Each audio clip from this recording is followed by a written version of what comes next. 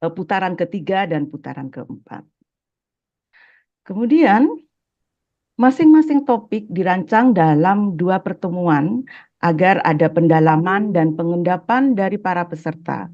Dengan demikian, pertemuan kedua dapat dimanfaatkan sebagai ajang diskusi yang mendalam, tukar pengalaman, tukar pengetahuan yang berlangsung secara interaktif.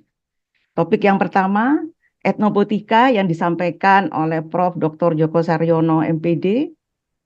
Ini kita tahu maha guru yang luar biasa. Dengan moderator Dr. Endah Imawati, MPD. Bapak Ibu tentu sudah sangat mengenalnya ya. Ibu yang baik hati. Nah, dalam materi ini kita melihat etnopoetika, saya melihatnya dari puisi, gitu ya. Puisi yang disinyalir sebagai satu genre sastra yang tertua ada dalam setiap komunitas etnik dengan beragam bentuk dan nama. Misalnya ada ungkapan etnik, estetika etnik, misalnya dalam gaya puisi Jawa, gaya Melayu, dan gaya Banyuwangian.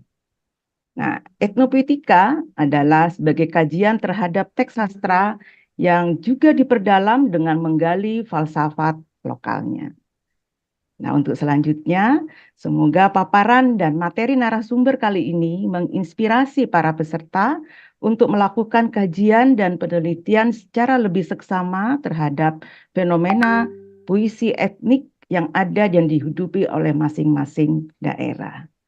Sebagai penutup, Mbak Endah, saya ingin bacakan pantun. Bunga angsoka di Taman Lokapala. Cakepnya mana ya? Gunawan Adik Rahwana Raja Alengka. Sekolah Sastra dengan materi etnopoetika, simaklah penyampaian Profesor Djoko Saryono pakarnya. Terima kasih. Wassalamualaikum warahmatullahi wabarakatuh.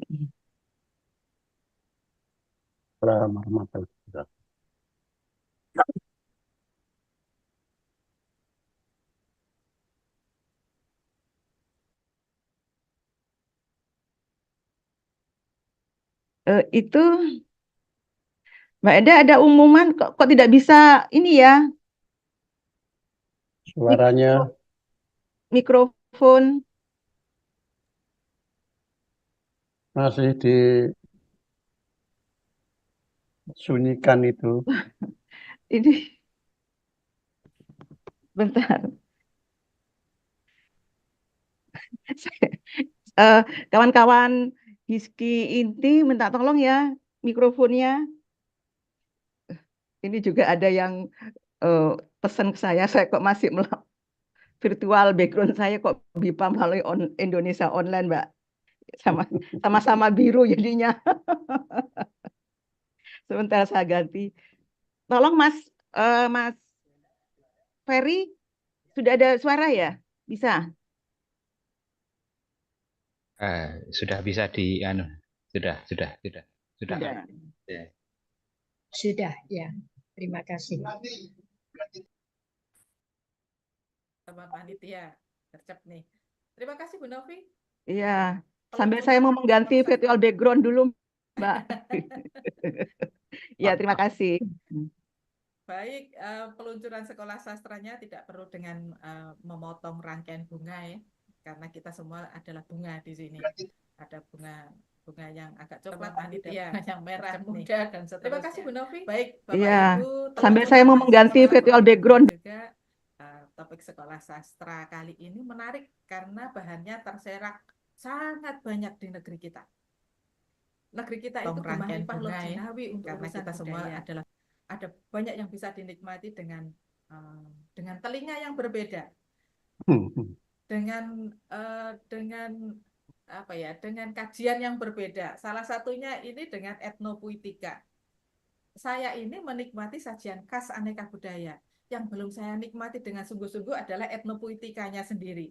Apa itu etnopoetika? Seberapa menarikkah kajian etnopoetika? Bisakah etnopoetika yang khas itu melesap ke dalam materi pelajaran di sekolah? Mengingat kearifan lokal menjadi salah satu kekuatannya. itu yang harus kita tanyakan kepada Prof. Joko. Nah, karena beliau adalah pembicara tunggal di sini, mari kita ubek-ubek ilmu beliau supaya kita hari ini sama-sama belajar dengan bahagia begitu Bapak Ibu dan teman-teman. Baik, Prof. Joko tidak perlu saya kenalkan lagi ya Bapak Ibu, ini orang sudah SKSD kok, sok kenal sok dekat karena memang beliau ada di mana-mana berbagi tentang apa saja.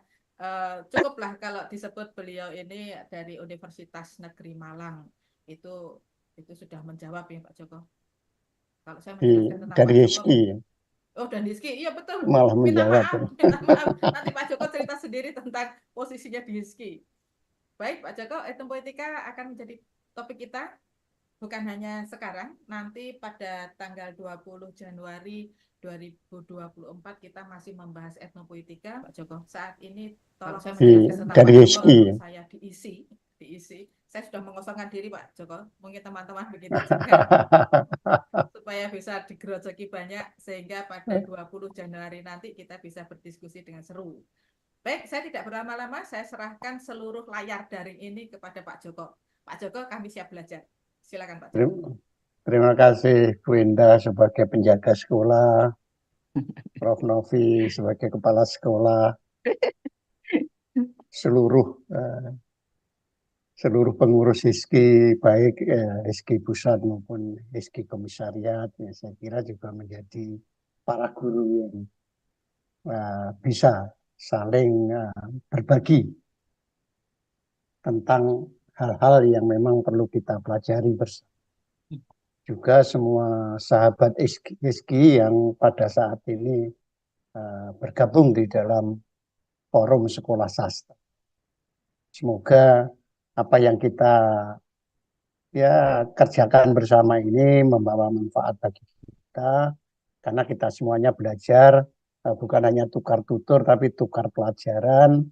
Kalau di SD, SMP, SMA itu ada harap tenang, ada ujian. Di HISKI ini, sekolah sastra HISKI ini, harap senang, ada pelajaran. Kira-kira begitu. Nah, saya ini kebagian hal yang serba pertama ya. Ini forum pertama yang digelar HISKI, kemudian ini pertemuan pertama, nanti ada pertemuan kedua, dan ini juga mungkin topik yang dibahas secara luas pertama, karena topik kita etnopuitika ini relatif berada di pinggiran di antara sekian banyak topik yang mengharu biru kita semuanya. Nah, Bapak Ibu, teman-teman sekalian, saya tidak perlu menyapa satu persatu, nanti tidak cukup waktunya ya, Mbak Indah ya. Jadi ya kita sesama pelajar, sesama orang yang terus belajar agar tanggung jawab kemanusiaan dan tanggung jawab ilmu pengetahuan itu bisa kita tunaikan dengan sebaik-baiknya dan kita mendapatkan maslahat yang baik, orang lain mendapatkan maslahat yang lebih besar lagi. Bapak Ibu teman-teman sekalian, izinkan saya berbagi layar untuk berbicara tentang etnopuitika ini. Nah, Bapak Ibu sekalian, saya mendapatkan kesempatan 2 kali. Nah, ini kali pertama saya berbicara hal-hal umum saja tentang etnopuitika. Nanti pada tanggal 20 Januari barulah saya akan berbicara hal yang lebih teknis, terutama tentang metode dan teori etnopuitika. Cukuplah kita pertama ini karena namanya sekolah meskipun semuanya sudah ya, tapi marilah kita belajar kembali lah. Karena pada zaman sekarang ini yang penting bukan learn-nya. Belajar itu melupakan dengan mengingat kembali. Nah, Bapak Ibu sekalian, secara ilmiah saya kira sudah ada orang yang berbicara tentang etnopuitika. Saya sampaikan pada Bapak Ibu bukan seorang spesialis etnopuitika. Saya lebih senang disebut generalis yang membaca banyak hal, di antaranya adalah etnopuitika.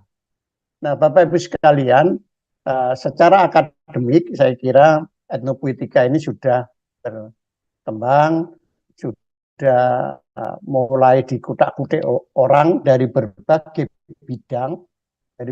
bidang ilmu yang kita nyatakan sudah mantap lah.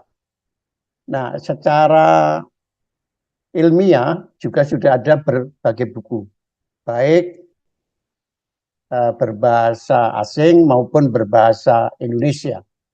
Kajian-kajian tentang etnopuitika juga sudah dilakukan oleh banyak pihak di Indonesia, meskipun mungkin frekuensi, jumlahnya, kuantitasnya tidak sebanyak bidang-bidang yang lain.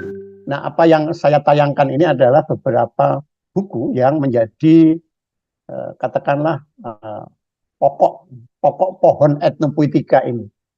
Kalau kita bicara tentang etnopuitika, nanti kita perdalam pada pertemuan kedua, kita harus mengakui ada 3 tokoh, yaitu Jerome, kemudian Tetlock, dan Delhaims.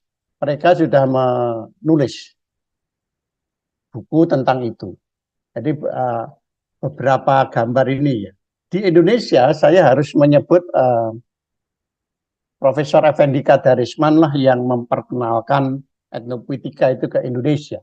Bahkan jauh sebelum yang bersangkutan pulang dari Amerika menyelesaikan studinya. Saya kira studinya tentang wedding narrative itu, tentang narasi pernikahan Jawa itu merupakan kajian etnopuitika pertama tentang seni verbal di Indonesia. Nah, karena itu kita bisa meyakini bahwa etnopuitika telah masuk ke dalam gelanggang akademik, gelanggang ilmiah di Indonesia ini.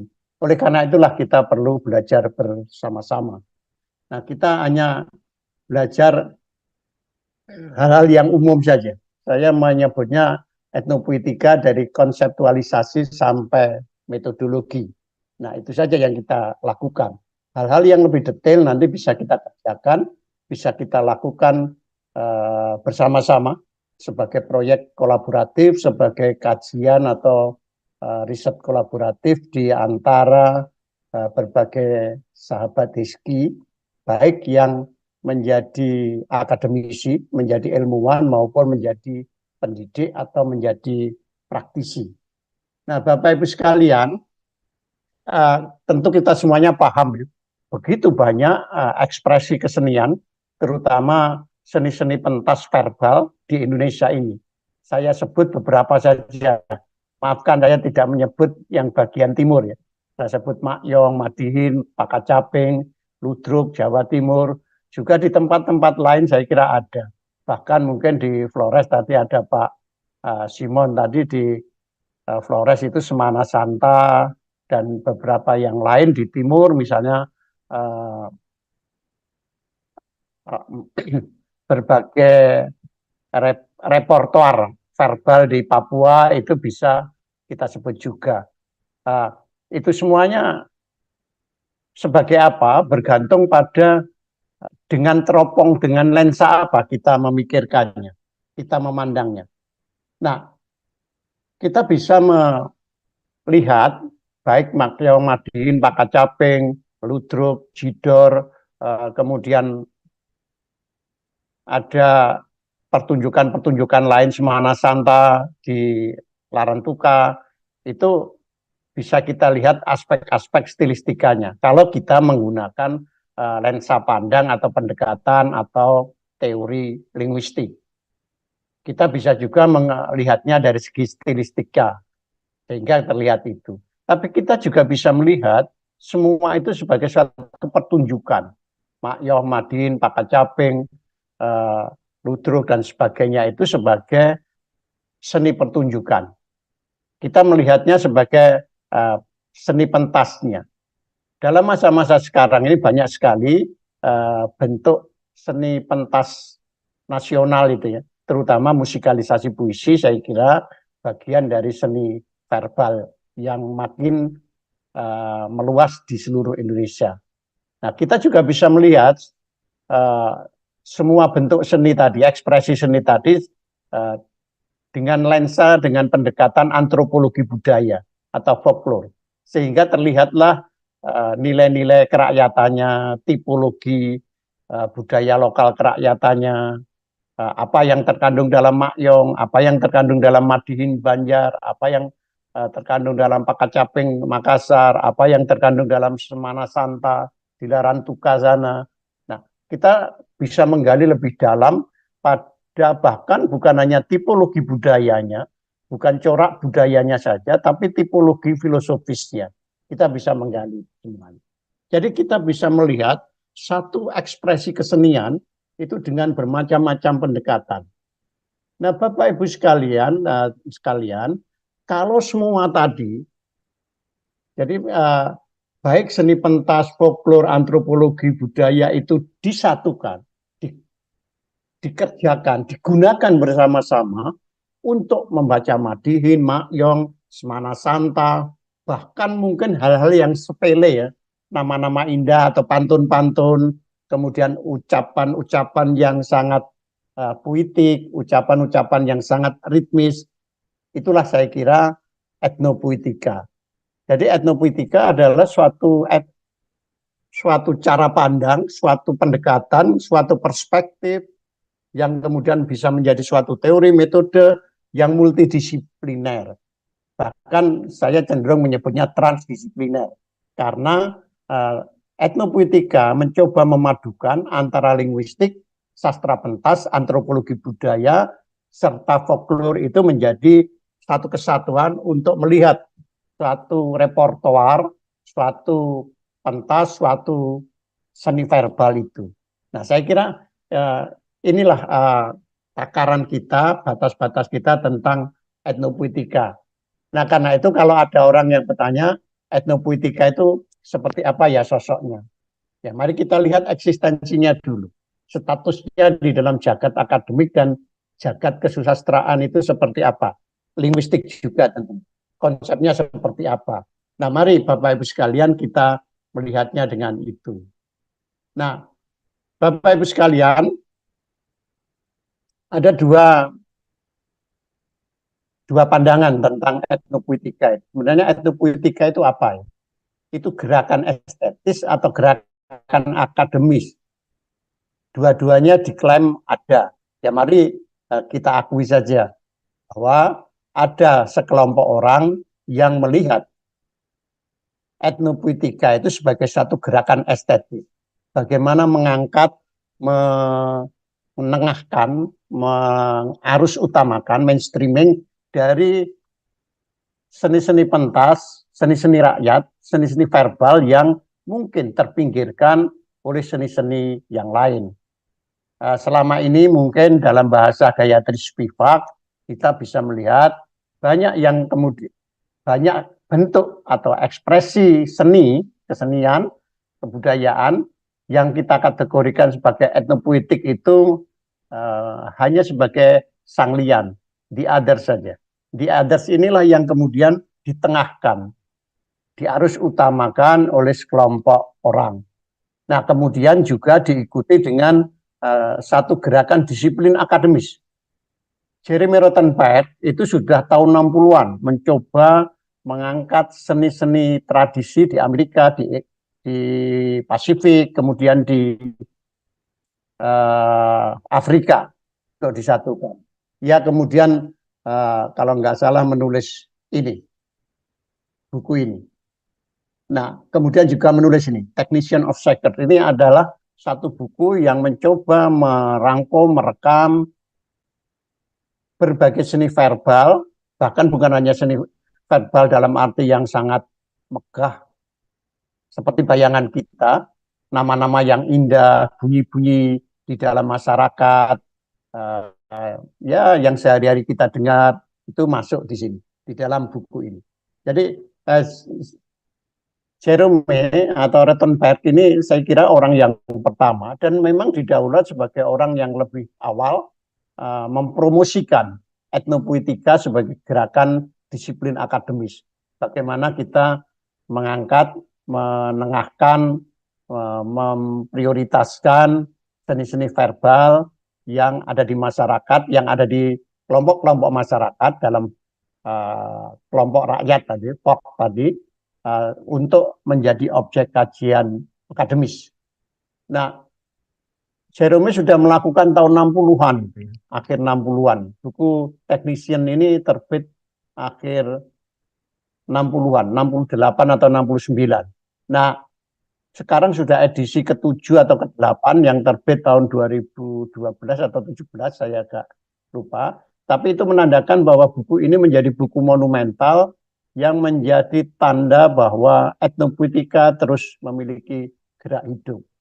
Nah, dari jurusan yang lain kemudian muncullah yang antropolog yang bernama Dennis Tetlock yang kemudian juga mengambil tema atau topik atau bidang kajian etnopuitika ini. Nah, beberapa yang dikembangkan oleh Dennis Tetlock itu kan ini. Saya kira ini yang paling populer dari buku Dennis Tetlock itu. Nah, ini saya kira gambaran Dennis Tetlock itu tahun 70-an lah, 70-an, 80-an. Beliau wafat tahun 90-an. Jadi anggaplah 3 dekade, 3 dasawarsa beliau terus menekuni mengembangkan etnopuitika itu. Nah, kita tidak bisa melupakan seorang linguis yang kemudian bolehlah kita sebut dia mengembangkan suatu etnopuitika linguistik. Orang itu adalah Delheim. Delheim menulis beberapa buku tentang judulnya etnopuitika. Tadi nomor 1 sudah saya sebutnya. Ya, jadi ini buku-buku Delheim yang sudah ditulis tentang etnopuitikanya. Tentu dengan pendekatan linguistiknya. Tentu dengan teori linguistiknya. Apalagi yang bersangkutan mengatakan bahwa salah satu fungsi bahasa adalah fungsi puitis. Disitulah Delheim kemudian masuk ke dalam dunia etnopuitika itu. Saya kira 3 orang inilah yang kemudian menjadi tokoh. Nah, pertanyaannya adalah lalu apa ya secara umum yang dipahami? Kalau saya panjangkan sedikit begitu, pikiran-pikiran, baik pikiran Dennis Tetlock dan Delheim itu masuk ke Indonesia, saya kira dibawa oleh Profesor Effendi Kadarisman, bukan dalam arti membawa, tetapi yang bersangkutan menulis disertasi tentang narasi pernikahan Jawa, wedding narrative, dengan pendekatan etnopuitik. Sayang naskah ini tetap dalam bentuk bahasa Inggris karena ditulis untuk studi di Hawaii. Tapi saya kira itu satu kajian yang serius, yang sungguh-sungguh, juga ditulis dengan sangat cermat, tebal juga tentang etnopuitika. Saya kira ini satu gambaran yang nyata bahwa etnopuitika masuk ke Indonesia.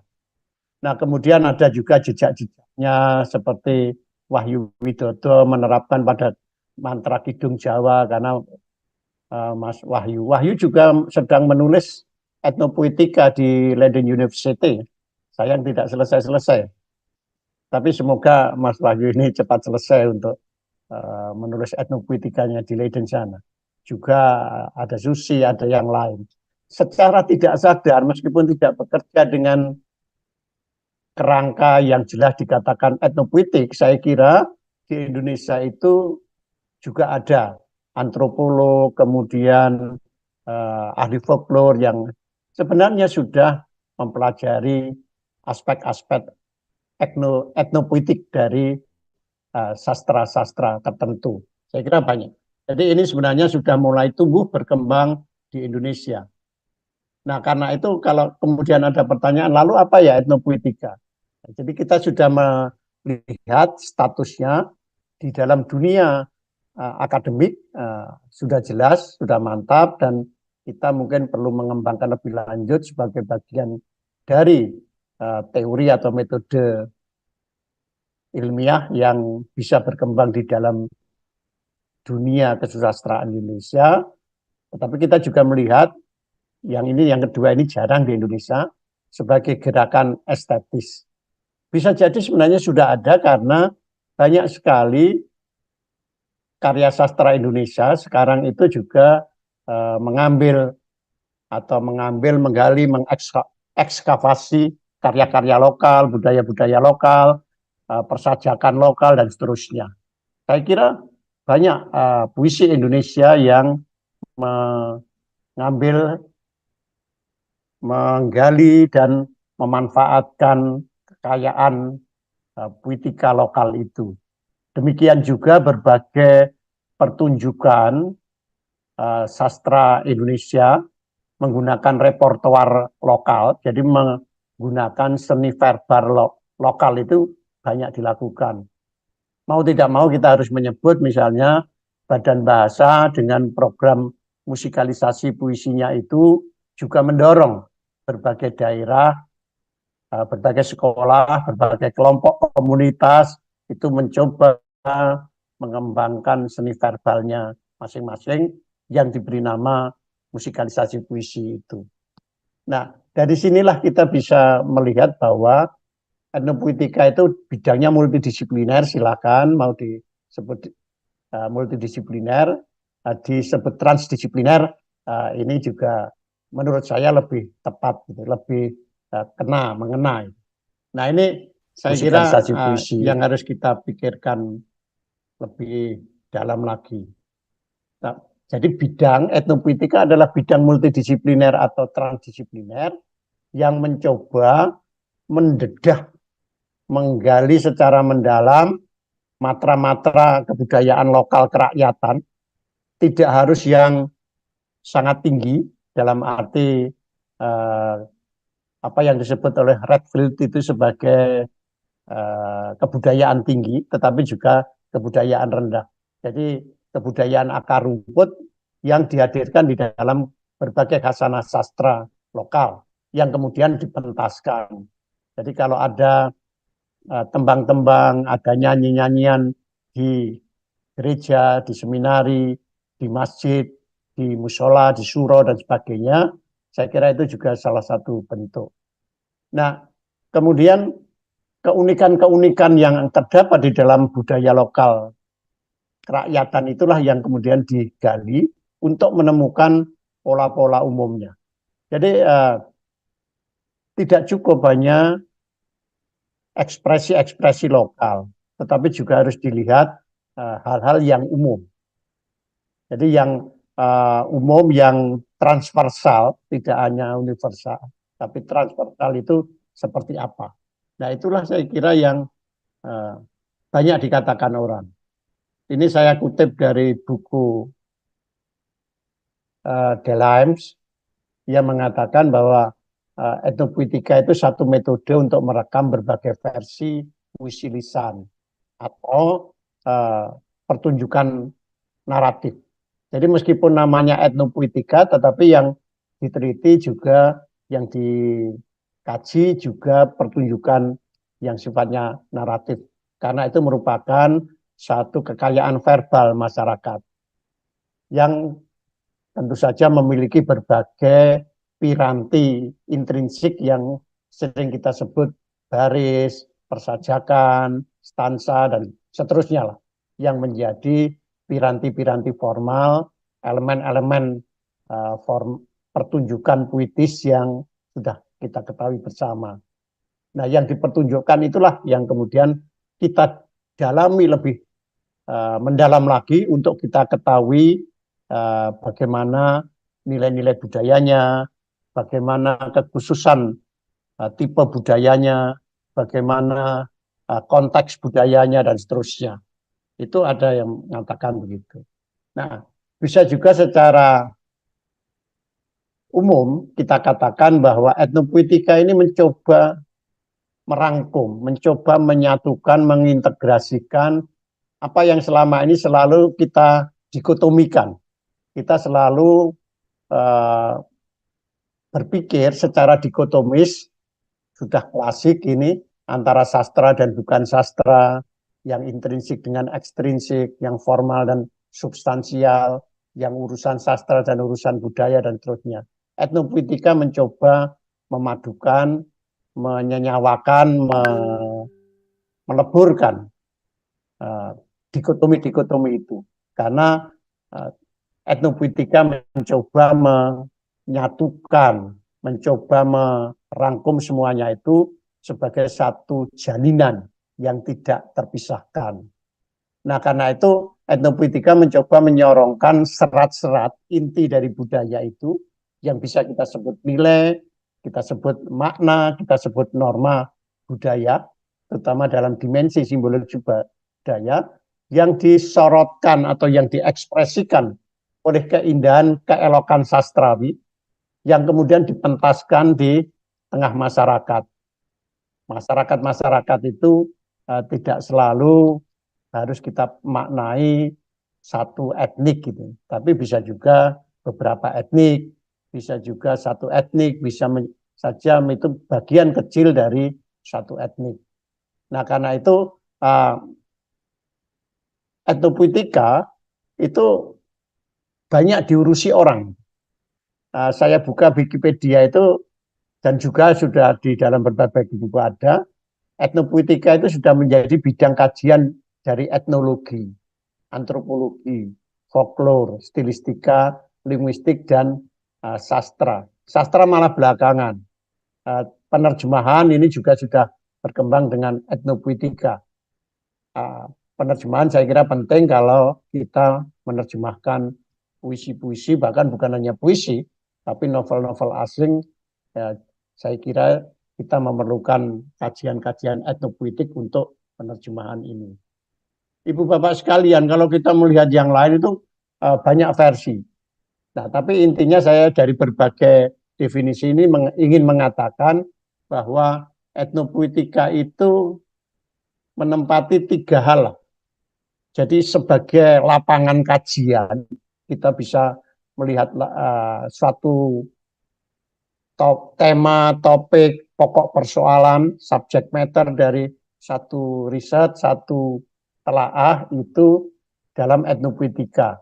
Yang kedua yang paling banyak seperti juga saya lihat dari berbagai presentasi yang dilakukan berbagai pihak itu melihat etnopuitika sebagai teori. Satu teori bagaimana sastra yang lisan pentas itu kemudian mendapatkan nilai-nilai yang permanen. Nah, kemudian bisa juga sebagai metode. Nah, teori dan metode ini nanti kita bahas pada pertemuan yang akan datang. Tapi intinya itulah.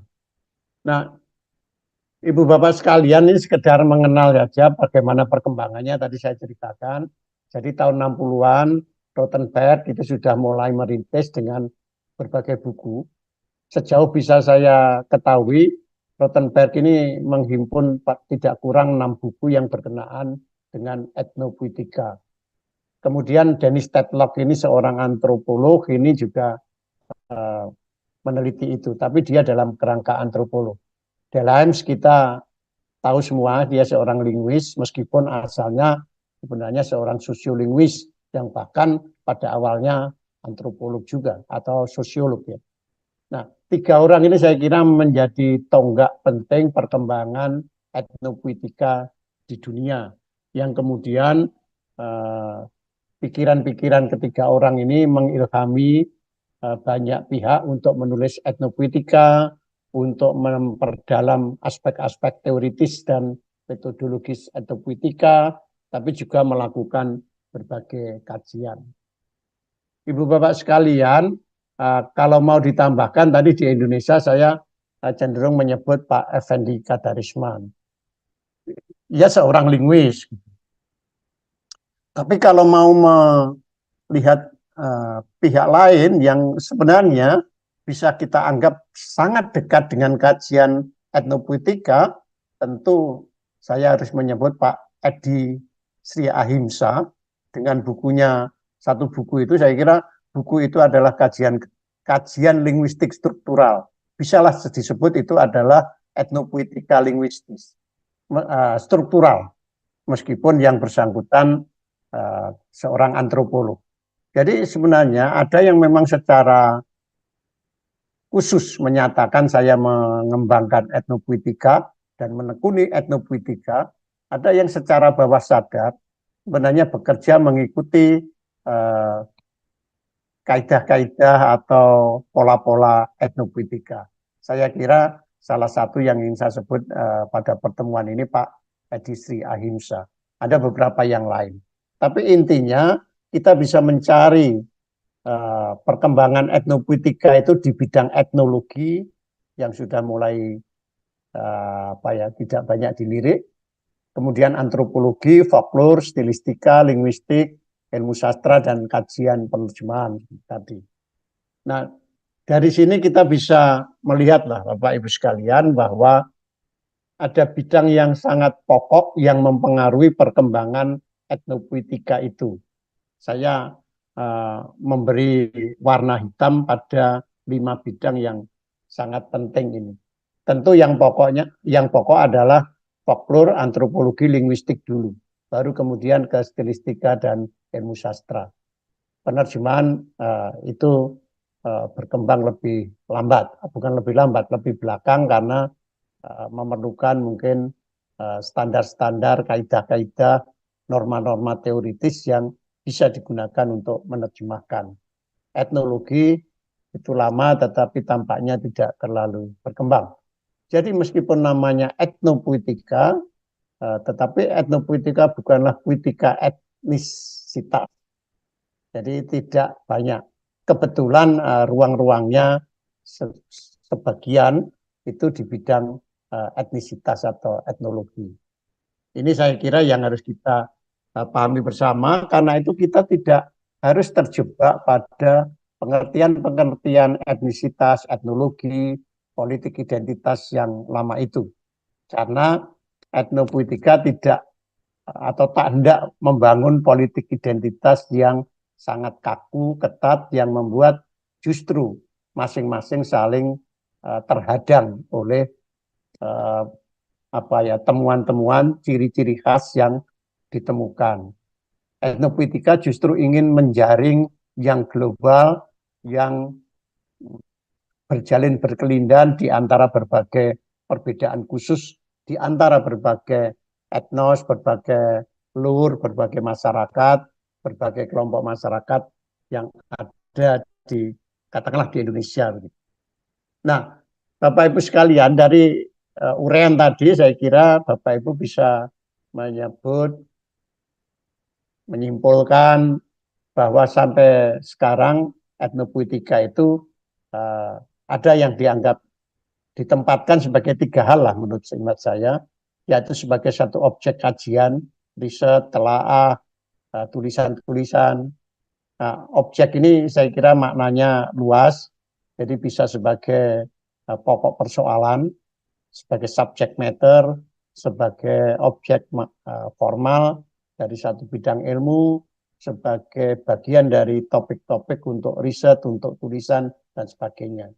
Lalu karena Delheim memiliki pandangan sendiri, kemudian Tetlock memiliki pandangan sendiri, Rothenberg memiliki pandangan sendiri, bahkan kemudian Effendi Kadarisman dengan kajian-kajian Jawanya yang intensif itu juga memiliki pandangan sendiri. Bisalah mereka, karya-karya mereka, pikiran-pikiran mereka disebut satu teori etnopuitika. Jadi teori-teori etnopuitika itu juga bisa kita lihat di dalam berbagai pikiran orang yang sudah melakukan riset bertahun-tahun. Delheim dan Tetlock nyaris 30 tahun memperhatikan etnopuitika dan menulis atau mengumpulkan hal-hal yang berkenaan dengan etnopuitika. Demikian juga cara-cara kerja bagaimana menyandingkan yang lokal dengan yang global untuk melihat jaringan dan kelindannya. Saya kira itu bagian dari metode.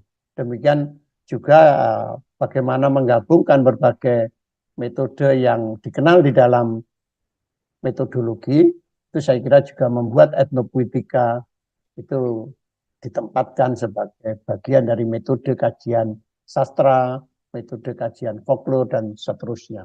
Saya kira perkembangan etnopuitika sampai di sini. Nah, lalu apa yang dicari? Nah, tadi sudah saya singgung berkali-kali, etnopuitika hendak merajut nilai-nilai yang lokal.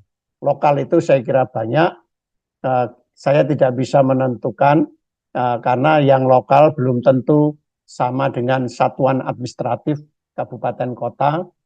Tentu kabupaten kota di Indonesia itu kalah banyak dibandingkan etnisitasnya. Satuan administratif kabupaten kota kita itu sekitar 650-an, tapi etnisitas kita lebih dari itu. Apalagi sub-subnya atau bagian-bagian kecilnya. Jadi kita memiliki taman sari, keragaman etnisitas yang luar biasa, yang masing-masing telah membangun susastra verbalnya, seni verbal masing-masing. Nah, itulah yang dicoba dirajut, digali, diekskavasi oleh etnopuitika dalam rangka melihat hal-hal yang bersifat global tadi. Delheim menyebut etnopuitika itu menemukan universalitas kemiripan, ya, kesamaan itu dari suatu teks sastra lisan yang diteliti. Sedangkan Dennis Tetlock itu mencoba mengatakan bagaimana seni menyuarakan teks itu secara lisan. Jadi Delheim itu mengatakan mencari yang global, sementara Tetlock itu mencari ekspresi-ekspresi lokal yang berbeda-beda di setiap daerah. Nah, saya kira dua hal inilah yang selalu dicari di dalam etnopuitika. Ujung pencarian etnopuitika adalah melihat rajutan nilai-nilai lokal, tetapi juga yang bersumbu pada jaringan global itu. Nah, ini saya kira yang dicari. Nah, saya melihat etnopuitika itu juga mendeskripsikan hal-hal yang tidak etnisitas, tetapi kelompok-kelompok saja, kelompok-kelompok di dalam mungkin suatu tempat, ya. Jadi belum tentu itu satu etnik, tetapi kelompok yang menekuni seni pentas tertentu, yang menekuni Madiun, Pakacaping, bahkan pelaku bukan pelaku tapi peserta dari tadi saya sebut Semana Santa Bilaran Tuka itu juga melakukan itu. Bisa juga nyanyian ratapan kematian yang sekarang sudah berkembang fungsinya ke rekreatif itu munaba di Yapen Waropen Yana, itu saya kira seni-seni itu pementasannya, pelantunan suara-suara ratapannya itu memiliki kekhasan tertentu. Nah, tetapi tidak cukup di situ. Dari aspek-aspek estetis, artistik, itu kemudian digali falsafah lokalnya. Jadi dari landasan sastrawinya. Nah, karena itulah etnopuitika tidak berhenti pada aspek-aspek sastrawinya, aspek-aspek puitiknya, aspek-aspek lokalnya, tetapi juga melihat aspek-aspek yang lebih dalam, yaitu filosofisnya. Nah, itu sebabnya etnopuitika itu berhubungan dengan linguistik, berhubungan dengan folklore, berhubungan dengan antropologi. Nah, dari situlah saya kira kemudian kita menemukan begitu banyak corak teoritis atau konseptual dari etnopuitika itu. Dari Roman Jakobson kita misalnya melihat ada puitika struktural, ada relativitas bahasa Edward Sapir. Kita melihat kesemestaan pembaitan dari Delheim. Kita melihat bagaimana teori atau kaidah-kaidah, norma-norma seni pelantunan teks dari Tetlock. Nah, Tetlock sekali lagi seorang ahli antropologi. Nah, itulah yang dicari etnopuitika itu. Nah,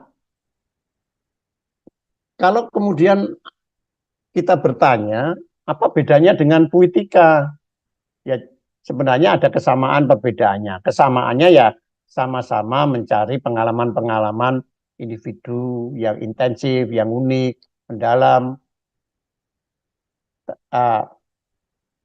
puitika itu bergerak dari budaya tulis. Etnopuitika itu berada pada tradisi lisan.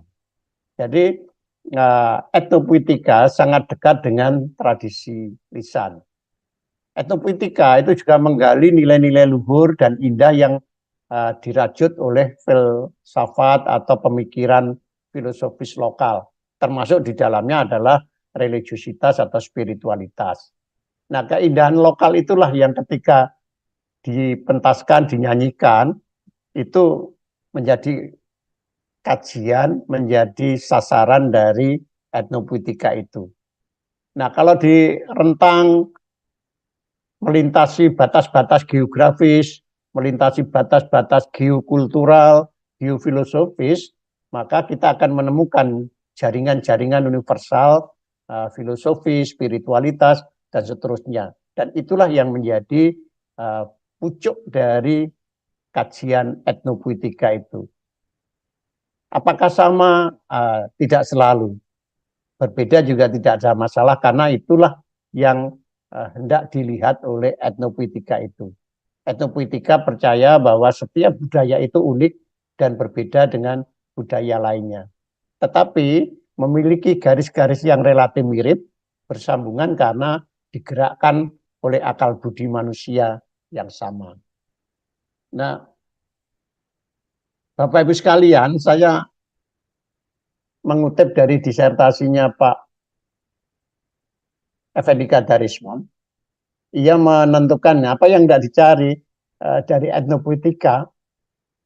Etnopuitika itu menemukan rajutan nilai-nilai lokal dalam parameter universal berikut ini. Jadi Pak Effendi menemukan struktur sangat dipengaruhi oleh kultur. Jadi dinamika antara struktur kultur itu sangat penting, dan itu menjadi watak bahasa, watak seni verbal. Maafkan saya minum dulu.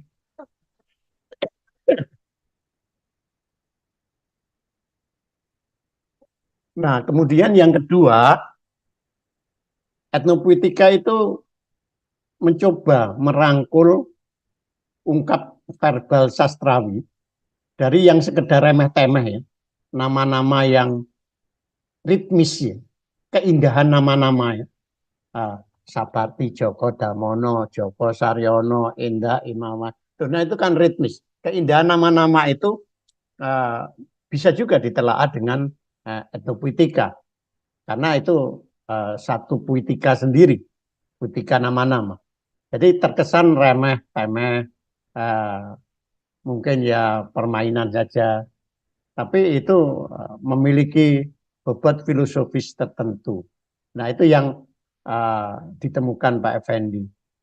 Nah, etnopuitika itu juga bersama sosiolinguistik itu menghadirkan potret bahasa yang lebih lengkap lah.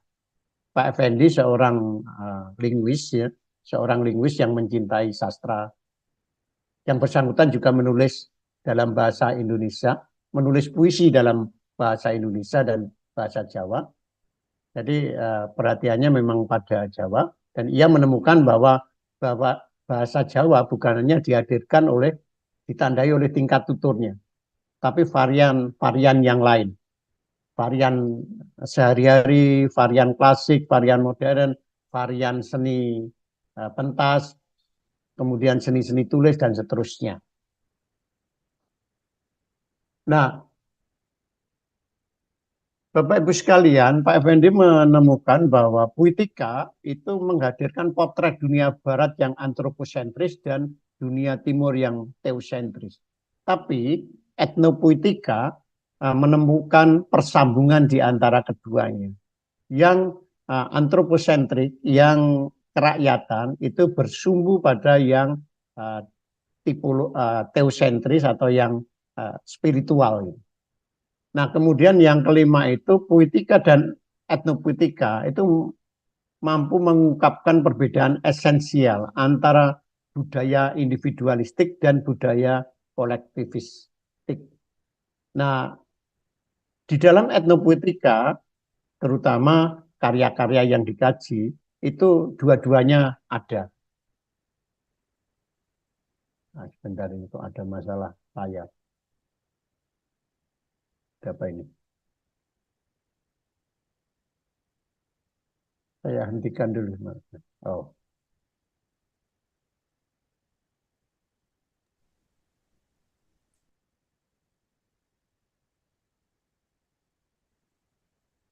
ini ada masalah ini. Baik.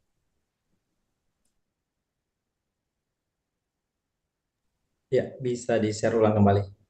Sudah. Ya, sudah tampil Bapak. Sudah. Ya. Nah, itu. Nah, kalau kita nanti yang dua pertemuan berikutnya, yang teori dan metode kajian etnopuitika pada pertemuan akan datang, saya ingin mengulas yang kecil saja, ya tadi saya sebut-sebut objek kajian. Jadi kalau disebut apa ya sebenarnya yang diperhatikan yang pokok secara utuh itu ya persatuan ini, kesatuan ini. Mulai dari bunyi-bunyi yang kemudian membangun teks, kemudian naratif, kemudian dibungkus di dalam pentas. Pentas itu penting, tapi pentas tidak harus diartikan tampil di panggung ya. Karena orang di suro, kemudian di musala, di masjid, bahkan di tempat-tempat pengajian, di seminari, di katedral, bisa saja itu menjadi bagian dari objek etnopuitika itu. Jadi pentas ini tidak harus diartikan dalam panggung yang dibangun secara khusus. Seperti halnya pengertian di dalam studi-studi pentas sekarang, semua bisa dianggap sebagai pentas. Bahkan lapangan sepak bola itu juga pementasan, panggung pementasan. Sepak bola itu juga panggung pementasan etnopuitika. Karena dua kelompok penonton itu membawa alat-alat musik, mendendangkan nyanyian-nyanyian, menyampaikan ungkapan-ungkapan atau vokal-vokal ya, fonem-fonem suprastruktural, itu kan juga punya apa ya ritme romantika dan makna tersendiri. Itu juga bagian itu. Jadi pentas dalam pengertian yang sangat luas sehingga bunyi teks dan naratif ini bisa sangat luas. Nah, Ibu Bapak sekalian, saya ingin menyampaikan ini kategorisasi lama, tapi kalau bunyi teks kemudian naratif di dalam kemasan pentas tadi hendak diteliti, tentu kita tidak harus meneliti semuanya. Kita bisa sebagai seorang penulis, sebagai seorang peneliti, sebagai seorang anggota HISKI itu bisa meneliti bagian-bagian. Kita biasanya terpukau pada bentuk, tapi isi juga lumayan sering. Yang jarang mungkin malah ekspresi substansi. Jadi saya ingin mengajak Bapak Ibu untuk menggunakan apa ya ini pembidangan yang dilakukan atau ditawarkan oleh William McKay di antara form, content, substance dan expression itu. Nah, kita bisa meneliti pada bentuk-bentuk seni verbalnya, kita bisa melihat bentuk-bentuk ungkapan sastrawinya, tapi kita juga bisa isinya, spiritualitas, kemudian filosofi, atau aspek-aspek etik yang lain. Kita bisa melihat substansinya sebenarnya apa, ekspresinya seperti apa, dalam bentuk madin, maka caping, pakat caping, kemudian dalam bentuk munaba, dalam bentuk semana santa, ungkapan-ungkapan dalam semana santa, mungkin dalam jidor, mungkin dalam syair, dalam pantun, dan seterusnya. Kita bisa melakukan itu. Nah, semua itu yang membedakan dengan yang lain, itu dilihat sebagai satu kepaduan. Kalau yang lain cenderung dipisahkan, memisahkan budaya, seni verbal, dan sastra, di dalam etnopuitika, karena memang riwayat tumbuh kembangnya, maka dipadukan. saya kira inilah Mbak Indah yang dapat saya sampaikan untuk pertemuan ini, sudah 1 jam lebih. Terima kasih, saya kembalikan pada Mbak Indah. Saya tutup dulu. Terima kasih, saya kembalikan pada penjaga sekolahnya.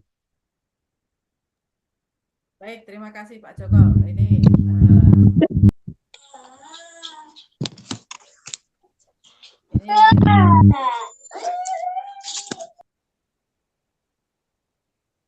kalau ngobrol dengan Pak Joko itu selalu ada yang baru, selalu ada yang baru, selalu ada yang bisa jadi kulaan. Kalau misalnya saya ini pedagang begitu ya, saya kulaan untuk saya bagikan lagi ke teman-teman yang lain. Baik Pak Joko, ini nanti kita buka pertanyaan dari Bapak dan Ibu peserta kah?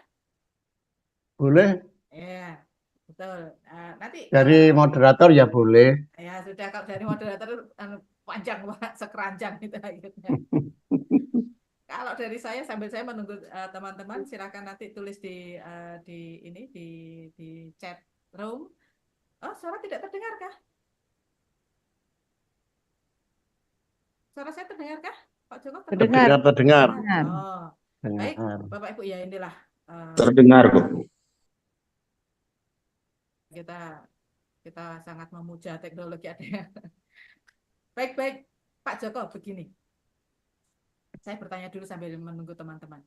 Kalau misalnya, ini karena ada Bapak Ibu guru Pak Joko, etnopuitika, ini kan lokal banget begitu ya.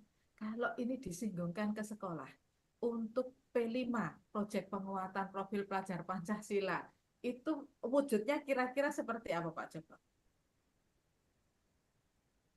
Ya, tapi intinya begini, etnopuitika itu bisa dimanfaatkan.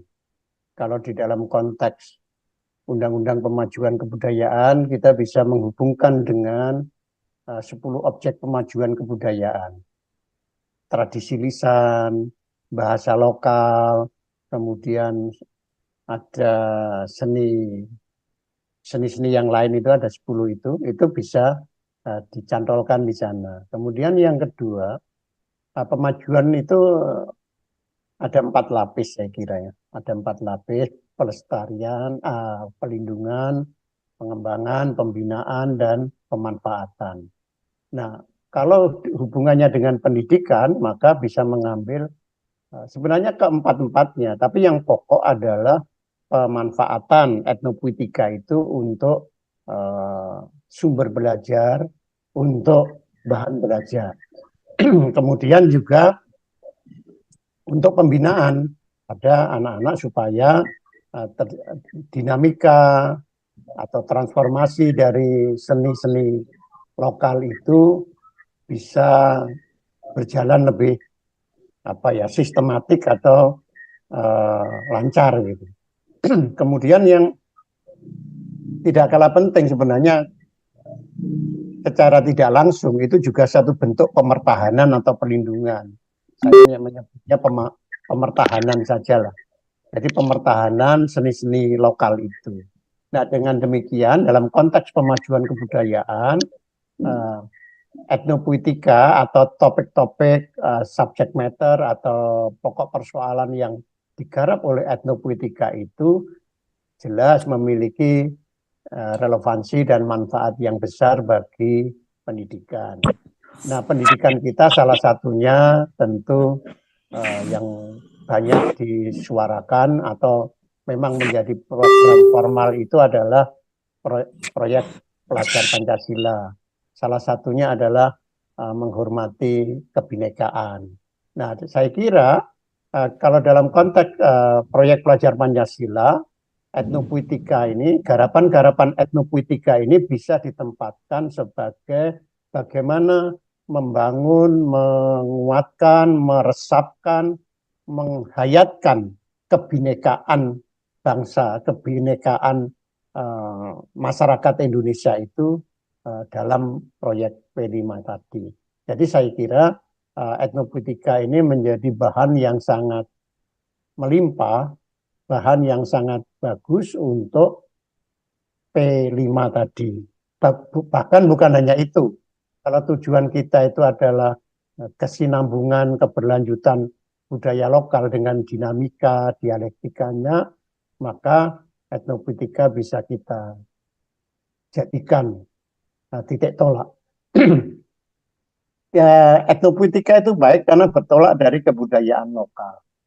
Saya kira semua dalil pendidikan itu mengatakan bahwa pendidikan yang paling baik adalah N+1. Jadi pendidikan yang terlalu jauh, N+5 itu tidak akan menarik karena tidak akan sampai. N+1 itu artinya N-nya itu adalah kebudayaan yang dialami, yang dipahami, yang menghidupi, saya sebut saja siswa lah. Siswa itu atau pelajar itu. Lalu ditambah 1. Nah, kalau bertolak dari budaya-budaya lokal, kekayaan etnopuitik masing-masing, maka siswa-siswa itu akan lebih paham dengan budaya yang lain. Ujung dari semuanya adalah kebinekaan. Kebinekaan tadi harus dipahami bukan hanya pluralisme, tetapi multikulturalisme. Menurut hemat saya, Indonesia kita ini baru sampai pluralisme. Kita baru bersenang-senang, berbahagia, bersyukur atas banyaknya budaya-budaya, seni-seni yang ada di berbagai tempat. Tapi kita belum sampai pada multikulturalisme, karena multikulturalisme menyarankan atau menuntut adanya pemahaman antar budaya, antar seni yang berbeda-beda itu. Jadi kita yang mungkin di Jawa memahami seni-seni di Papua, di Maluku, di Sumatera, yang di Papua, di Maluku juga saling memahami. Dengan begitu ada kesalingan itu. Nah, kemudian yang kedua yang mengapa dengan P5 cocok, mari kita lihat bahwa sekolah kita sekarang itu saya kira ada 2. 1, gelontor habis-habisan oleh digitalisasi. Berarti sekolah-sekolah itu masuk pada yang disebut secondary orality. Jadi masuk kepada kelisanan kedua. Tapi ada sekolah-sekolah kita yang jauh di pedalaman, wilayah terpencil, terluar, dan miskin, itu yang masih pada kelisanan primer. Nah, baik kelisanan sekunder maupun kelisanan primer, intinya adalah kelisanan. Etnopuitika bergerak di dataran kelisanan tadi, tradisi. Sehingga hal ini akan memperkaya, mempermudah proses-proses pembelajaran itu atau pendidikan. Kira begitu, Mbak Ena.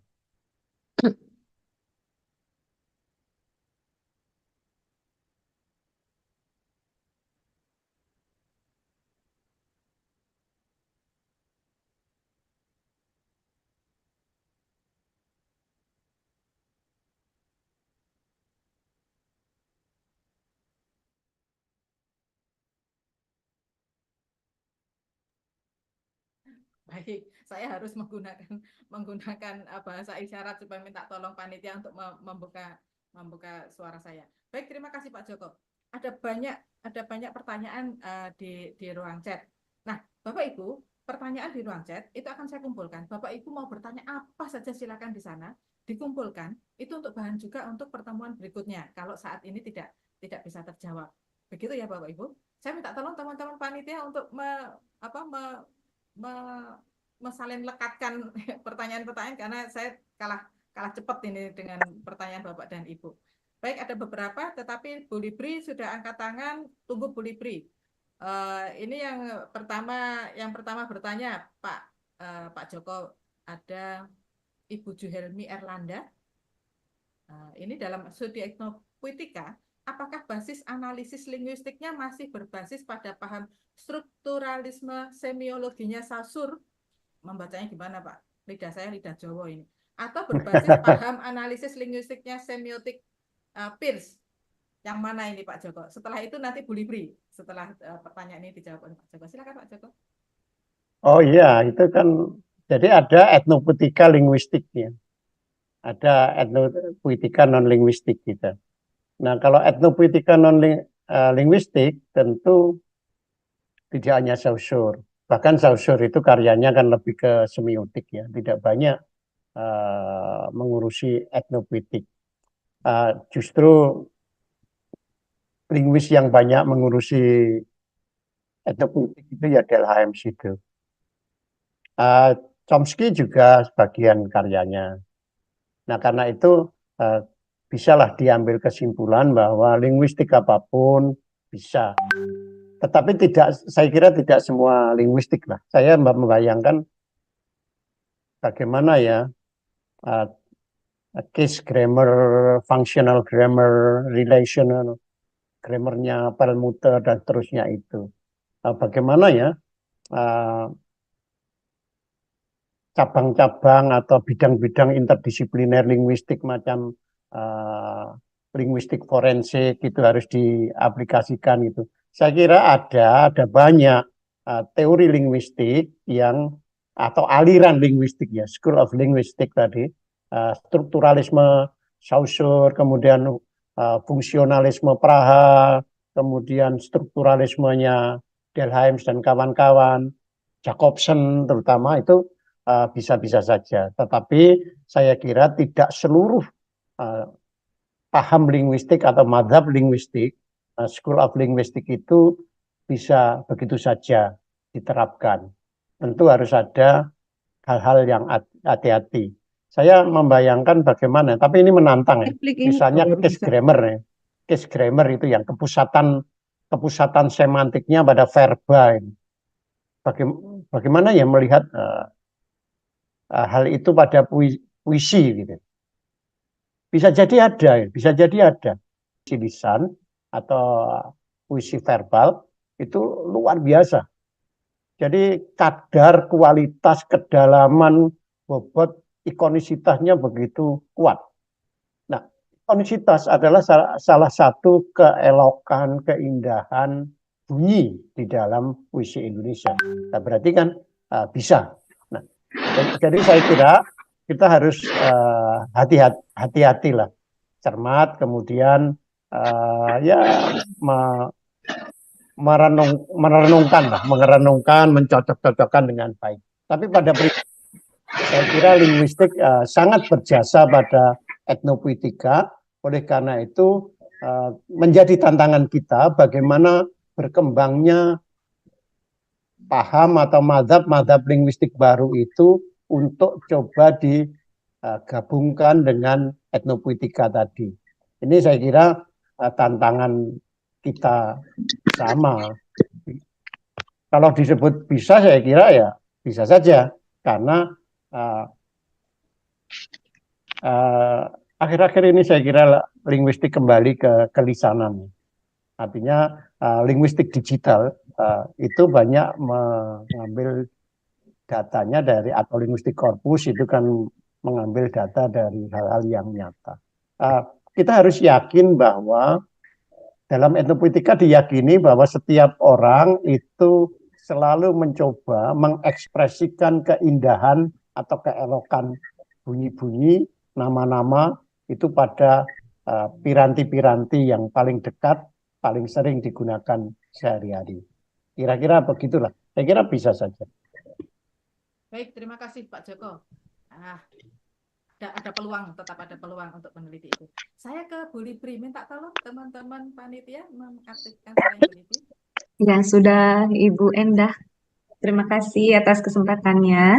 Assalamualaikum Prof. Joko. Alhamdulillah. Ya, ini kajian yang sangat menarik sekali karena saya berada di sebuah kota yang kaya akan budaya, terutama budaya lokal. Jadi saya ingat salah satu bagian dari disertasi saya mengenai Mamaos gitu ya.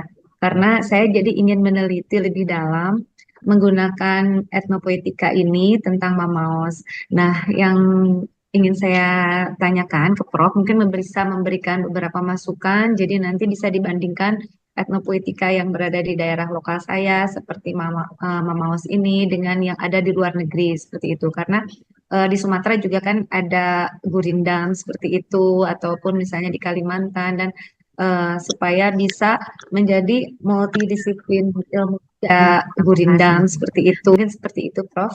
Sekian. Wassalamualaikum warahmatullahi wabarakatuh. Terima kasih kembali Bu Endah. Ya. Ini kekayaan dari ujung sana ini. Ya, Bu Libri ya.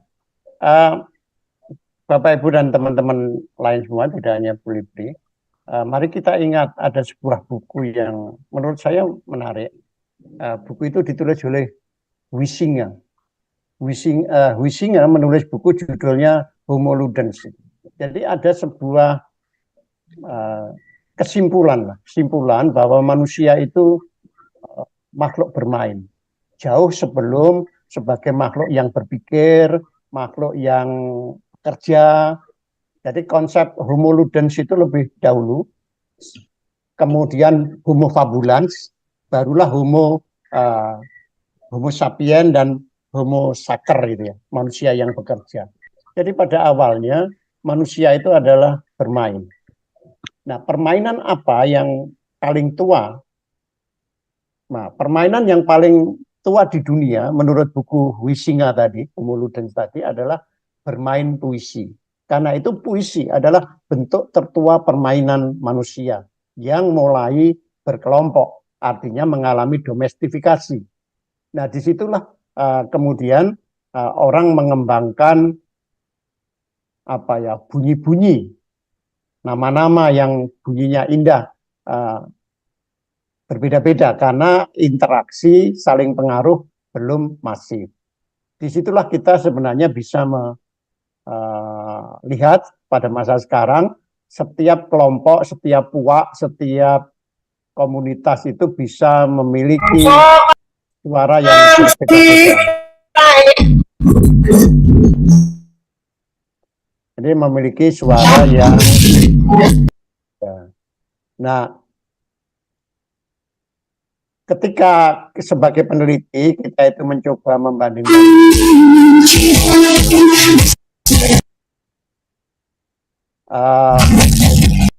kita bisa melihat atas mungkin ya tadi saya sebut ikonisitasnya, keselarasan bunyinya, perbedaan-perbedaannya di mana, kemudian apa yang oleh Fritjof Capra itu disebut paralelisme bunyi, paralelisme tematik dan seterusnya, itu saya kira bisa lebih-lebih untuk wilayah-wilayah Indonesia yang mengalami satu gelombang kebudayaan yang relatif sama. Jadi ada membaca, ada mawaos, ada nembang, ada wawak, yang lain-lain lah. Artinya sampai pada Papua, Papua itu kan memiliki pola-pola membaca, baik membaca secara lisan maupun membaca secara tekstual. Nah, ini tantangan-tantangan kita. Bukan berarti belum ada. Kalau itu naskah setengah lisan, setengah tulis, manuskrip, itu sudah ada yang meneliti. Pak Behren itu meneliti bagaimana tembang pada 5 kelompok. Jadi ada Jawa, ada Sunda, ada Bali, ada Sasak, itu diteliti, dicoba dibandingkan. Bahkan dalam satu teks saja, Pak Behren itu meneliti teks serat jati suara yang berkembang di Lombok, di Bali, di Jawa, dan di tempat yang lain.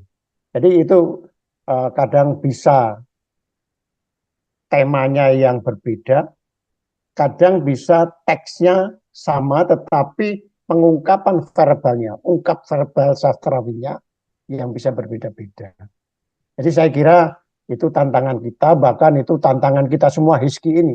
Bagaimana melihat satu hukum universal tentang bagaimana etnopuitik itu, norma-norma etnopuitik itu dimiliki oleh semua pihak, dan itu semua pihak itu artinya semua folk, semua kelompok rakyat, dan itu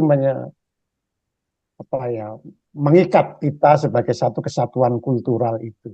Saya kira itulah pada suatu ketika yang saya sebut semestaan sastrawi itu.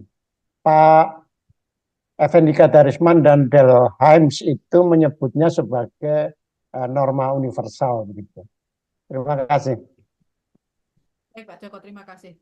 Berbicara tentang norma universal. Nah, ini ada kaitannya dengan pertanyaan Pak Ratun. Pak Ratun bertanya, begini Pak, kira-kira etnopoetika ini apakah keetnoannya menjadi lebih global kalau di masyarakat modern? Saya jadi ingat ketika kita nonton Ketoprak itu Pak.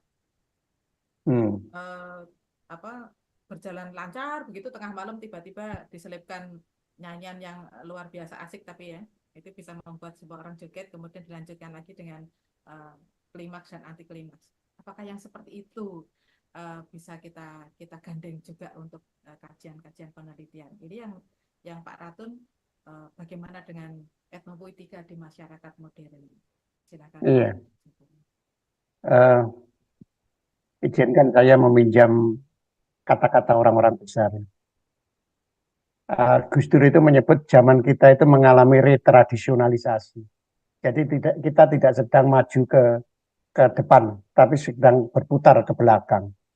Itulah yang oleh para peneliti sosio-religius itu disebut konservatisme, berputar kembali ke arah balik ya. Nah, izinkan saya menyebut nama seorang ibu, Ami Chua, dari Amerika, tapi dari Cina, latarnya Cina, tapi berkarya di Amerika. Ia menulis buku yang sangat terkenal yang berjudul Political Tribalism. Di dalam buku itu ia mengatakan bahwa watak manusia modern, semakin mengglobal, katanya semakin mondial ini sebenarnya watak sosial politik dan sosial budayanya makin tribal. Artinya makin menjurus ke puak-puak. Nah, itu karena salah satunya politik identitas. Karena itu kalau tidak salah Pak Ahmad Syafi'i Ma'arif pernah mengingatkan kita bahwa politik identitas itu juga sangat berbahaya ketika berlebihan dilakukan. Nah, berdasarkan hal-hal seperti inilah maka sebenarnya antara yang global dan yang lokal itu harus kita lihat secara berbeda. Nah, dalam konteks etnopoetika tadi, maka yang global-global tadi itu pasti akan mengalami proses lokalisasi, proses pelokalan. Mungkin pengucapannya, mungkin pemanggungannya, mungkin orangnya, kita semua harus menelitinya. Mungkin naskahnya sama. Sebutlah itu kalau ada naskah Romeo dan Juliet, bahkan naskah-naskah Yunani oleh Rendra itu dijawakan semua. Ada juga yang Jawa. Jadi mengalami proses apa yang disebut di dalam antropologi itu indigenisasi. Saya menggunakan istilah pemeribumian. Jadi apa yang global itu akan mengalami pemeribumian di berbagai etnik, di berbagai folk, berbagai kelompok masyarakat, dan di berbagai tempat yang lain. Tetapi sebaliknya, karena menggunakan piranti-piranti yang sangat global, sangat modern, maka yang lokal-lokal itu juga bertemu di antara global dan lokal tadi. Disitulah saya kira sekarang yang sedang terjadi. Bahkan tidak hanya di etnopoetika, tapi di bidang-bidang yang lain juga demikian. Karena itu bagi saya bisa saja dan tidak ada masalah. Terima kasih. Baik, terima kasih Pak Joko. Itu juga menjawab pertanyaan dari Ibu Setia Dayani. Pertanyaannya mirip-mirip seperti itu. Ada banyak Pak Joko yang masih bertanya tentang kita akan kembali saya lagi tidak membuka. Iya, tidak apa-apa ya, itu tugas saya membuka Pak Joko. Kembali lagi pada penjelasan Pak Joko di awal. Jadi transdisiplinernya seperti apa, kemudian bagaimana kalau etnopoetika itu bertumpu pada strukturalisme antropologi, akan kembali lagi pada penjelasan Pak Joko. Ini mungkin untuk 2 minggu lagi itu dipertajam, mungkin lebih asik Pak Joko. Ini tadi kan Ya, hanya pengenalan ya, iya, iya. pengenalan sepintas. Nah, ini ada pertanyaan yang apa sih Pak Joko ukuran sebuah puitika itu berhasil? Nah, sulit ini Pak Joko. Pertanyaan, Eh, apakah ukuran sebuah puitika ini berhasil? Ini dari Pak Amril Kanhars. ya, Saya menyebutnya. Silakan Pak Joko. Halo Mbak Etno, Enda, ini suaranya kecil sekali loh. Oh gitu, suara saya kecil sekali. Kecil iya. banget. Tidak sesuai dengan Oke Pak Joko, Assalamualaikum. Misalnya Mbak Tidak begitu terdengar. Amril. Baik. Ikut saya Pak. Ya, Baik, terima kasih Pak Imam Arif sudah disapa. Ini Pak Imam. Wah, Ya, saya dengar nih Pak Agus dari tadi, Pak Joko. terima kasih Apa? Pak Imam. Ikut bergabung Pak Joko Caryono, Pak Ya. Dikaryono Oh, dari Palembang. iya, di tepian Sungai Halo Mbak Musi. Indah, ya suaranya digedein jadi nggak dengar itu. Ah, iya. Pak orangnya ini Karyono. Pak, segede orangnya. Sugeng, Apa tadi Mbak Enta? Oh ya, Pak Pertanyaan Karyono sederhana, ya. ya, Prap, ada. ukuran puitika yang etnopuitika itu tidak pilih kasih, ya. Tidak Selamat pilih pagi Bu kasih. Jadi Tami. tidak hanya tidak memperhatikan puisi-puisi yang berhasil saja dalam kategori puitik ya, menurut nilai-nilai estetik atau nilai-nilai puitik yang dikekalkan sebagai satu kanon, sebagai satu norma. Apa saja. Etnopuitika itu boleh kok meneliti keindahan nama-nama. Nama-nama itu sangat indah. Bahkan bukan hanya nama orang. Judul-judul buku itu kan unik-unik, itu kan juga mengurai bahasa, menyibak budaya. Ini kan ada ritme tertentu. Jadi mencoba mengatasi tadi saya sebut dikotomi antara yang serius dan yang tidak serius, antara yang dicampakkan dan yang diagungkan. Itulah yang diteliti oleh etnopuitika itu. Nah, karena itu apa kriteria puisi yang berhasil? Boleh saja puisi-puisi yang hebat itu diteliti, tapi bisa juga mungkin puisi yang baru ditulis oleh siswa-siswa. Tapi yang pokok adalah bagaimana verbalisasi, ya saya sebut verbalisasi gitu. Hal-hal yang sangat sulit secara tekstual, kadang-kadang secara verbal itu begitu enak dan nikmatnya. Saya sebut sajalah, ada orangnya.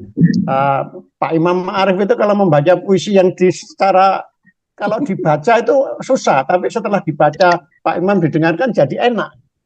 Puisi-puisi Sutarji itu susah banget dipahami, tapi begitu dibaca Pak Imam atau dibaca Pak Yos. Rizal ya, jadi enak banget gitu. Itulah etnopuitika gitu.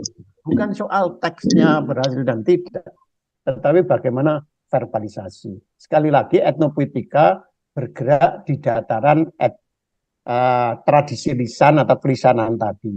Tulis itu ya tidak dicampakkan, tidak ditinggalkan, tetapi tetap ekspresi-ekspresi kelisanannya itu menjadi sangat penting. Nah, disitulah saya kira saling melengkapi di antara yang tulis dan yang cetak. Nah, kebanyakan kanon puisi sekarang itu selalu itu standarnya tulis gitu. Nah, itulah yang sebenarnya diterabas oleh tokoh-tokoh etnopuitik, baik yang berasal dari linguistik macam Delhaize, Roman Jacobson, atau dari antropologi seperti Rothenberg dan Dennis Tetlock tadi. Jadi itu saya kira. Boleh yang serius, boleh juga. Itu kategori-kategori puitik. Ya. Oh, tidak terdengar, Mbak Indah. Oh, tidak terdengar. Sudahkah? Terdengarkah? Oh ya.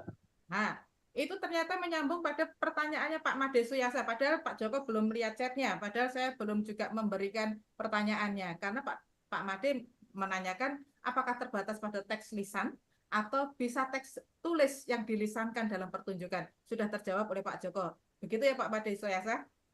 Sudah, utang saya habis ini. Pertanyaannya sudah dijawab. Sekaligus dijawab oleh Pak Joko. Ini luar biasa. Kemudian ada Pak Raden Riki Herdiansyah. Ini dari Surabaya. Bukan karena dari Surabaya kemudian saya ambil. Enggak, Pak. Ini pertanyaannya khas anak muda yang akan penelitian masa kini. Apakah etnopoetika bisa dipadukan dengan ilmu sastra digital? Monggo Pak Joko, kalau bisa seperti apa itu? Tadi kan saya sudah menyampaikan bahwa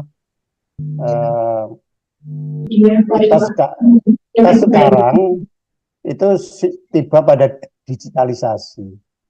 Bahkan bagi saya, bahasa dan sastra Indonesia itu memiliki tanah air baru, yaitu tanah air digital tadi. Ya, karena sastra kita dinisbahkan pada sastra tulis, sastra Indonesia itu. Kan banyak sastra daerah kemudian ditarik-tarik kepada standar sastra tulis. Tapi etnopoetika, perkembangan zaman mengatakan lain. Digitalisasi, kalau kita baca buku-buku standar itu artinya yang memang para pemikir digital, bisa juga para pencerita yang piawai tentang digitalisasi. Pencerita yang piawai itu salah seorang diantaranya adalah Noval Yuval Harari. Ia mengatakan bahwa digitalisasi itu adalah kelisanan. Tokoh-tokoh literasi mengatakan bahwa digitalisasi itu adalah secondary orality. Mereka menyebut post literacy, zaman post literacy, zaman pasca literasi dalam arti tulis itu. Nah, karena itu sastra digital atau perangkat-perangkat teoretik kajian sastra digital, karena digital method itu sudah banyak buku tentang itu, dan etnopoetika itu tetap setia pada kelisanannya. Kalau mau memadukan, tentu saja bisa tetap. Tetapi juga harus dipikirkan bagaimana memadukannya dengan rapi, dengan serasi itu. Saya kira tinggal kerja itu. Kalau bisanya jelas bisa karena berada pada takaran yang sama. Apa yang berbeda adalah geraknya. Kalau di dalam digital gerak itu lebih banyak, lebih mudah, lebih variatif, dan juga lebih terekayasa dengan baiknya. Tetapi kalau yang betul-betul lisan, misalnya Tanjidor, kemudian pentas Betawi ya, komedi Betawi dan seterusnya itu kan masih yang pertama yang disebut primary orality oleh Walter Ong itu. Jadi perbedaannya di sana. Tapi pada garis yang sama, garis kelisanan. Bedanya yang satu primer, yang satu sekunder. Itu saja. Silakan dicoba. Prof. Joko atas pencerahan dan penguatannya.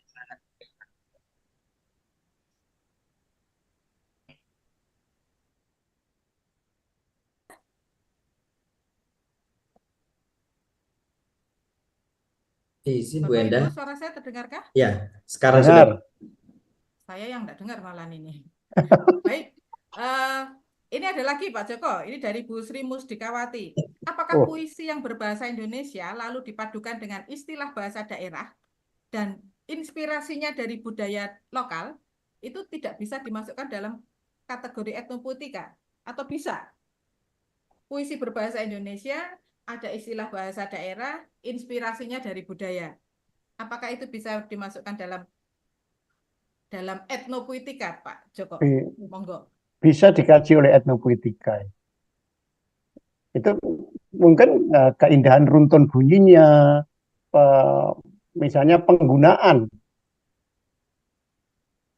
kata tertentu, frasa tertentu, kemudian rima tertentu dari bahasa daerah itu, ketika mencipta puisi Indonesia, bisa saja dijadikan objek kajian etnopuitika. Bahkan ya, itu menciptakan bunyi-bunyi sendiri. Saya sering melihat Pak Imam ini kalau baca ini mesti mengungkapkan bunyi-bunyi yang tidak ada dalam teksnya. Bisa-bisa saja. Sutarji itu banyak sekali katanya yang tidak ada di dalam katakanlah kamus gitu ya. Tidak ada.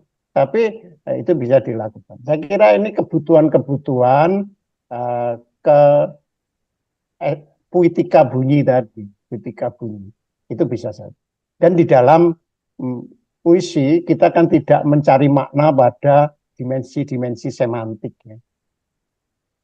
Artinya di dimensi semantik yang sudah dikekalkan dikonvensikan memiliki makna tertentu itu.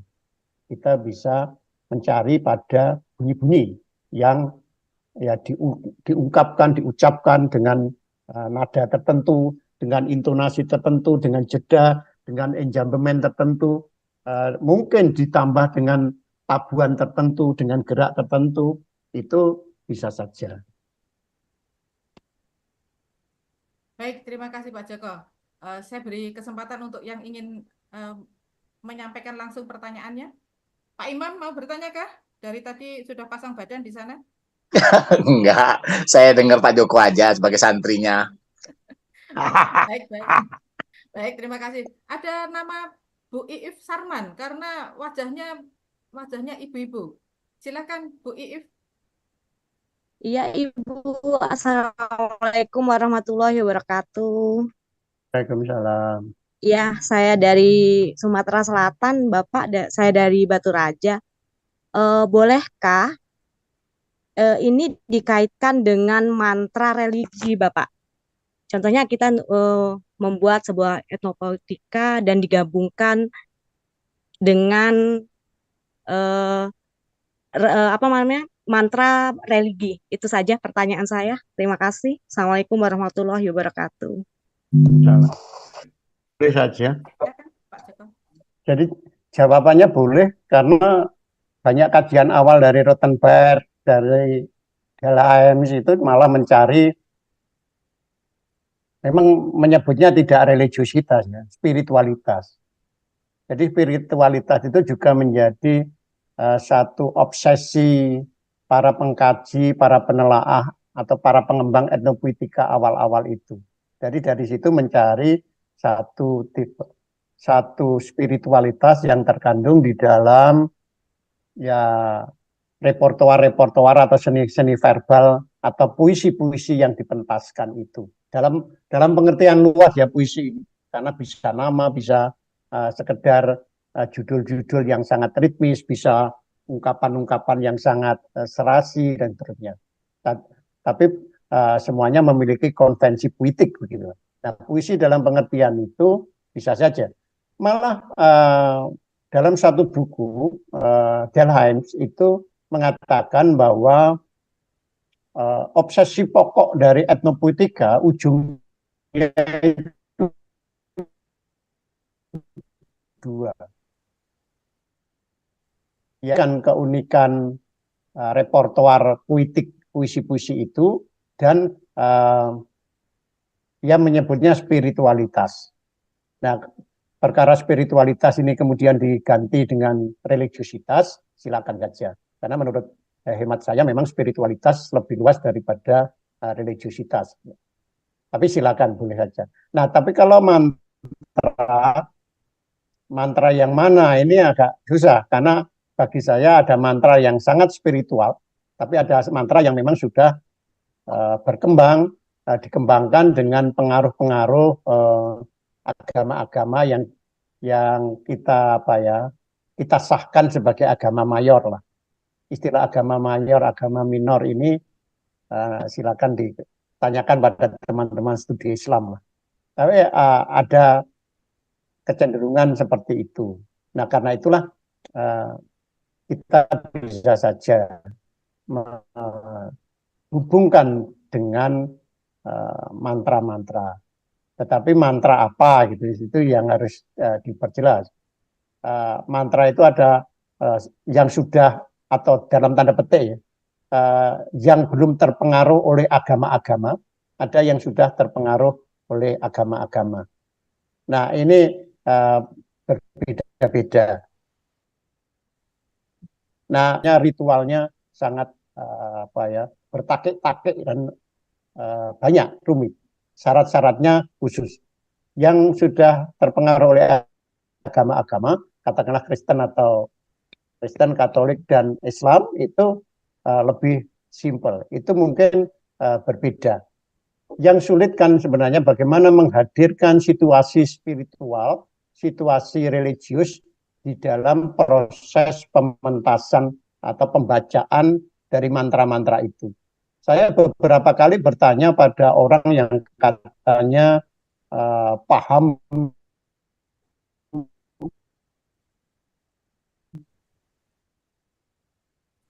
ribet di sini karena tidak ada sajinya dan seterusnya.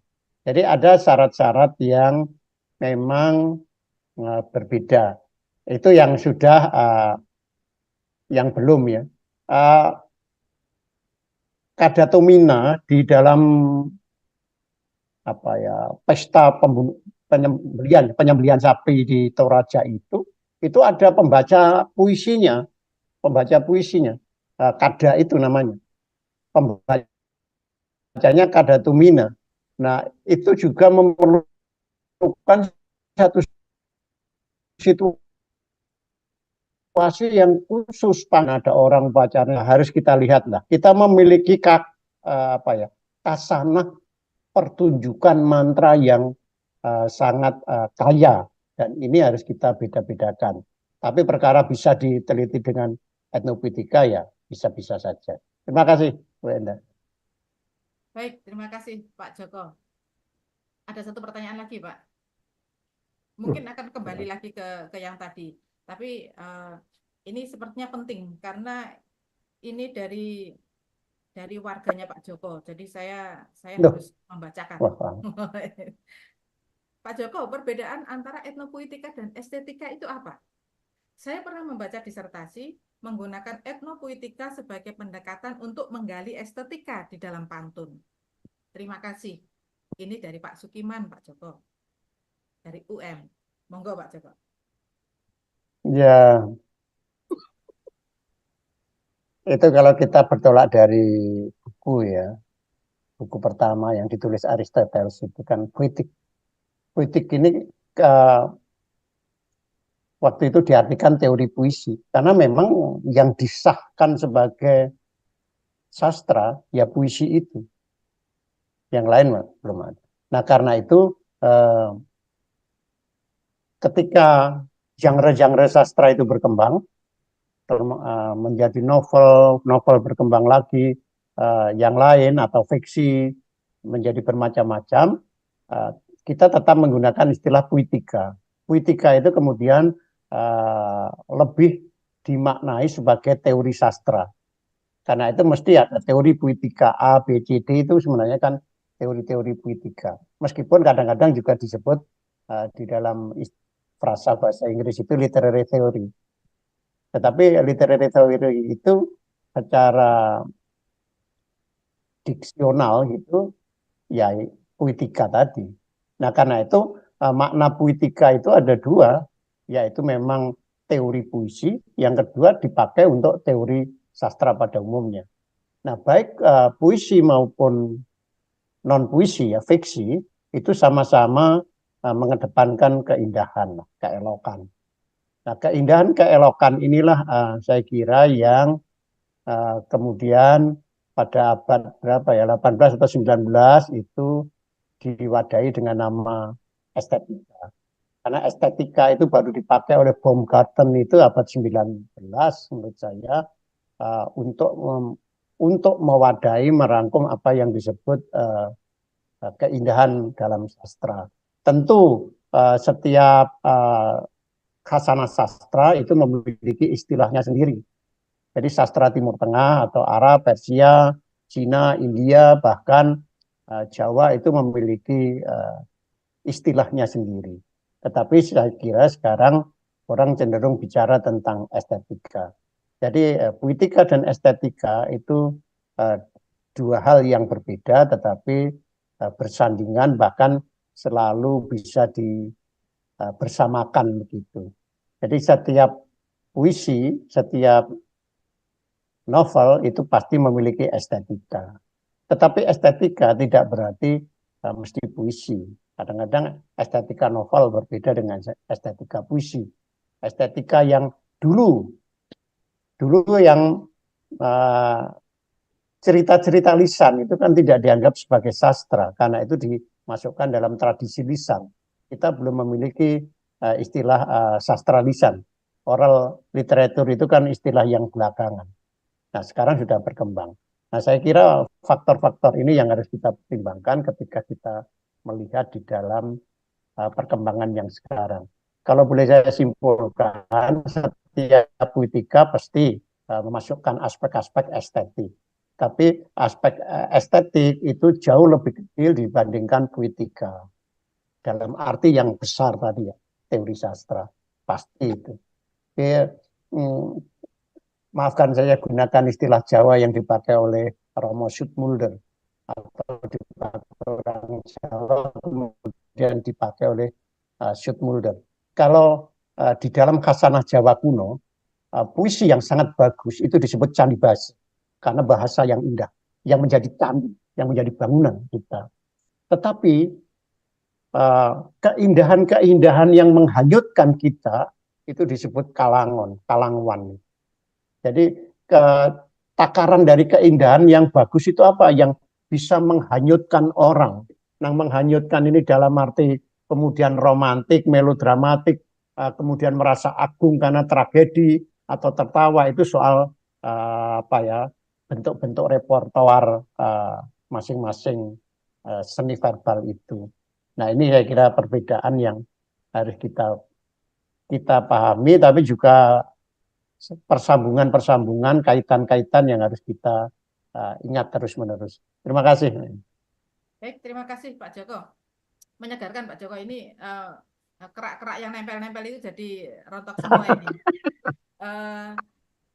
Bapak Ibu, saya tutup ini ya, pertanyaannya saya tutup dulu, termasuk nanti pertanyaannya Bu Venus tentang metode yang digunakan untuk kajian itu untuk minggu depan. Jadi minggu depan kita sudah fokus pada kajian-kajian itu. Baik, ini sudah kurang 2 menit kita waktu di Indonesia bagian Barat maksud saya Bapak Ibu. Sudah hampir pukul 12. Sudah jam 2 di Indonesia Timur. Baik, terima kasih banyak Pak Joko, terima kasih Bu Novi yang sudah membuka sekolah sastra, terima kasih teman-teman panitia yang tidak kalah sibuknya. Minta maaf untuk Bapak Ibu peserta jika tadi ada gangguan-gangguan, ya biasalah dengan peserta yang sebegini banyak, kita kadang-kadang tidak bisa mengendalikan semuanya, tetapi saya bersyukur kita bisa belajar banyak dari Pak Joko dan 2 minggu lagi kita akan belajar lagi dari beliau lebih spesifik tentang kajian-kajian metodenya untuk penelitian etnopuitika. Jangan lupa tanggal berapa Bu Novi? Tanggal 20. Bukan yang sebelum tanggal 20 minggu depan. Oh, tanggal 13 tukar tutur sastra. Tukar tutur sastra. Itu tentang apa Bu Novi? Oh, masing-masing ketua komisariat menceritakan persoalan di wilayahnya sendiri, di lokal gitu. Baik, itu Bapak Ibu. Jadi ini keren banget, saya pasti ikut itu nanti. Silakan. Informasi dari daerah di Indonesia, keren itu. Baik, ini bergulir. Nanti kita lanjutkan kajian etnopuitika tanggal 20 ya.